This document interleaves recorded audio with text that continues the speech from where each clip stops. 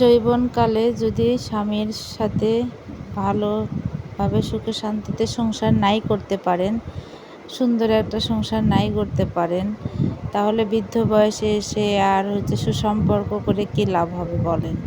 মানে সময়টাকে বিসর্জন দিয়ে, সুখ শান্তি বিসর্জন দিয়ে, শখ আহ্লাদ ভুলে গিয়ে মনের মধ্যে যে শূন্যতা সৃষ্টি হলো আপনার এই জীবনে, সেটা হয়তো টাকা পয়সা দিয়ে সেই শূন্যতা কিন্তু আর কখনো পূর্ণতায় রূপ নেবে না। আসসালামু আলাইকুম ভিউয়ার্স, সবাই কেমন আছেন? আশা রাখি অনেক বেশি ভালো আছেন। তো যাই হোক, আমি যে কথাটা শুরুর দিকে বলতেছিলাম, অনেকে হয়তো অনেকভাবে মিন করে নেবেন। আসলে সকল মানুষদের সকল মা বোনদের উদ্দেশ্যেই বলতেছি আমরা, যে আসলে আমরা সংসার করি সুখ শান্তি সমৃদ্ধির আশায়, সন্তান মানুষ করার আশায়, ভালোভাবে জীবনযাপন করার আশায়। আর সেই সময়ে যদি আমাদের আমার স্বামী বা আমাদের বোনদের স্বামীরা যদি ঠিক মতো নাই বোঝে বউকে, তাহলে বৃদ্ধ বয়সে এসে দেখা যাচ্ছে বউ ছাড়া সেই স্বামীর আর অবলম্বন বলে কিছু থাকে না। তো সঠিক সময়ে সঠিকটা বোঝা এবং সঠিকভাবে বিচার বিশ্লেষণ করে জীবনটাকে পরিচালনা করাই আসলে জীবনের মূল লক্ষ্য। আর শেষ জীবনে এসে দেখা যাচ্ছে যে দুজনের মধ্যে খুব সুন্দর সুসম্পর্ক হলো, কিন্তু ওই যে জীবনটা পার করে আসলেন আপনারা বা আমরা যারাই করি না কেন, দেখা যাচ্ছে দিন শেষে কিন্তু আমাদের আর সেই ভালোবাসার যে অপূর্ণতা, সেটা কিন্তু থেকেই যায় মনের মধ্যে। শেষ বয়সে এসে দেখা যাচ্ছে যে যত আপনারা বন্ধনভাবে জীবনযাপন করেন না কেন, সেই যৌবনের যে একটা প্রাপ্তি, সেই প্রাপ্তির জায়গা থেকে যে অপ্রাপ্তির শূন্যতাটা, তা সবার মনের মধ্যেই বিরাজমান। যাই হোক, আমি সবার উদ্দেশ্যেই বলবো, যে যার সংসারে আছেন আমার বোনেরা, অবশ্যই চেষ্টা করবেন সুসম্পর্ক বজায় রেখে সুন্দরভাবে জীবনযাপন করার। আর যারা আমার ভিডিওটা দেখেন, অবশ্যই আমাকে একটু লাইক কমেন্ট শেয়ার দিয়ে পাশে থাকবেন। আপনাদের সাপোর্ট, আপনাদের ভালোবাসা, আপনাদের সহযোগিতা আমাকে একটু একটু করে হয়তো কখন আমার স্বপ্নর দ্বার প্রান্তে পৌঁছে দিতেও পারে। তো যাই হোক, আমার রান্নাবান্না, আমার কুকিং ভিডিওগুলো আপনাদের কেমন লাগে অবশ্যই একটু বলবেন।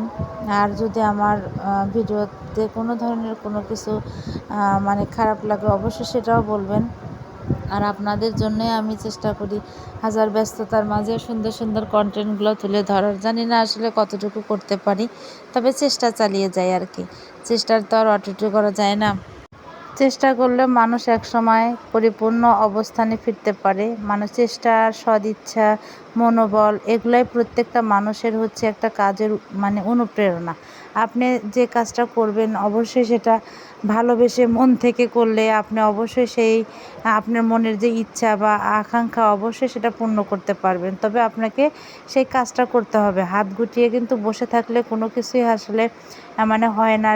আপনি যদি মনে করেন যে আমি রেডিমেড সব কিছু খাবো করবো, তাহলে কিন্তু কখনোই হবে না। আপনাকে খাইতে হলেও অবশ্য হাতটাকে মুখ অবধি নিতে হবে। তো যাই হোক, আসলে বসে বসে কোনো কিছু করলে বা চাইলেই তো হবে না। সেই কাজটাকে আসলে পরিপূর্ণ রূপদান করার উদ্দেশ্য নিয়ে করতে গেলে সেটাকে অবশ্যই আপনাকে পরিশ্রমী হতে হবে। আর এই যে বলছিলাম না সংসারের ব্যাপারে, যে আসলে সংসার সুখের হয় আসলে রমণীর গুণে। আসলে স্যাক্রিফাইস, ভালোবাসা, শ্রদ্ধা, ভক্তি, এগুলো আসলে কি না, ভিতরকার জিনিস, আপনার অন্তরাত্মার জিনিস। ভালোবাসা, ভক্তি, শ্রদ্ধা আসে ভিতর থেকে। আপনি কিন্তু একজন আরেকজনের প্রতি আসে না। একজন আরেকজনের প্রতি ভালোবাসা কখন সৃষ্টি হয় জানেন? যখন একজন আরেকজনের প্রতি বিশ্বাস, সম্মান বা বা প্রায়োরিটি দিবে, দেখবেন যে আপনি চলে আসবে। এটা আসলে ভক্তিটা আসলে ভিতরকারই জিনিস। সেটা আসলে বের করে নিতে হলে অপর প্রান্ত থেকে সেই ব্যক্তিটাকেও সেইভাবে চলতে হবে। আর এমনি যদি বলেন যে আমি অমুকের ভালোবাসা পাবো বা এই করব সেই করব, সংসারটাকে দুজন সুন্দর করব, তো একজনের অবশ্যই একটু বেশি স্যাক্রিফাইস করতে হবে, আর একজনকে অবশ্যই একটু নত হতে হবে সব ক্ষেত্রেই। তো আমার মা বোনদের উদ্দেশ্যে আমার এই ভিডিওটা আমি করলাম সবার উদ্দেশ্যে আর কি। আমি নিজের বাস্তবতা থেকে আর সবার উদ্দেশ্যেই বলতেছি, আসলে স্যাক্রিফাইসের বিকল্প কোনো কিছুই নাই। আসলে ত্যাগেই শান্তি, ভোগে শান্তি না। সবসময় মনে রাখবেন যে আসলে ত্যাগ করলে জীবনের আসলে কোনো একটা সময় হয়তো আপনার জীবনের প্রাপ্তিতে শান্তিতে পরিপূর্ণ হয়ে যাবে। আসলে আল্লাহ আমাদের অনেক কিছুই দেয়, যেটা হচ্ছে আমরা সাময়িকভাবে বুঝতে পারি না। আসলে ত্যাগের মহিমা কিন্তু অনেক সুন্দর হয় এবং অনেক মাধুর্যপূর্ণ হয়। তো অবশ্যই ত্যাগ আর সুখ শান্তি সমৃদ্ধ জীবন সবারই আমি কামনা করি। তার সাথে সাথে আল্লাহ যেন আমার জীবনেও অপ্রাপ্তিগুলো প্রাপ্তিতে পরিপূর্ণ করে দেয়।